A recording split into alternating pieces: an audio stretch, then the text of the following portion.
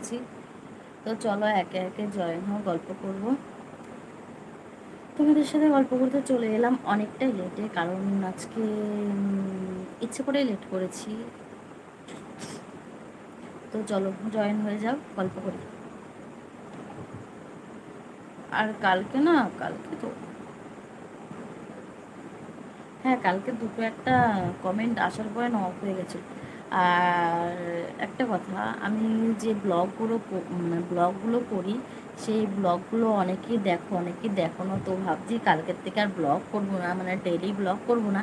কালকের থেকে ভাবছি রান্নার রেসিপি ছাড়বো, মানে আমি যে রান্নাগুলো করি সেই রেসিপিগুলোই করি, সেই রান্নাগুলোই মানে সেই রান্নার রেসিপিগুলোই আমি ছাড়বো এবার থেকে।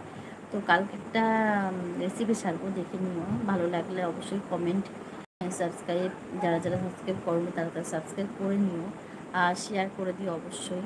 আর কেমন হয়েছে অবশ্যই কমেন্টে জানিও। এখন বলবো না কি রেসিপি ছাড়বো, কালকে কালকে বলে দেবো।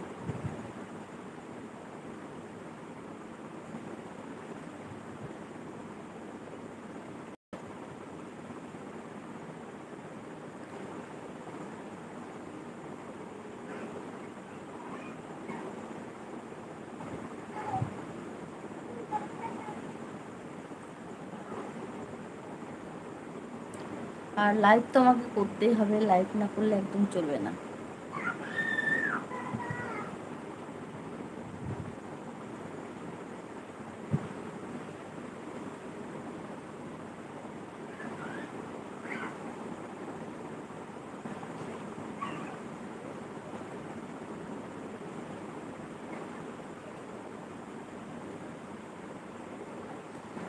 ব্লগ ডেইলি যখন ব্লগ ছাড়তাম, ব্লগগুলো ছাড়লে কি মানে ধরো আমাদের দৈনন্দিন জীবনে মানে কি করছি, কি খাচ্ছি সেটা বড় কথা নয়, কি কী কেনাকাটা করেছি। আর অনেকেই কেনাকাটা ব্লগ দেখতে ভালোবাসো, সেগুলো দেখাতে পারতাম এই যে, কিন্তু তোমরা দেখোই না, যেগুলো স্কিপ করে যাও, মানে দেখতে ভালোবাসো না।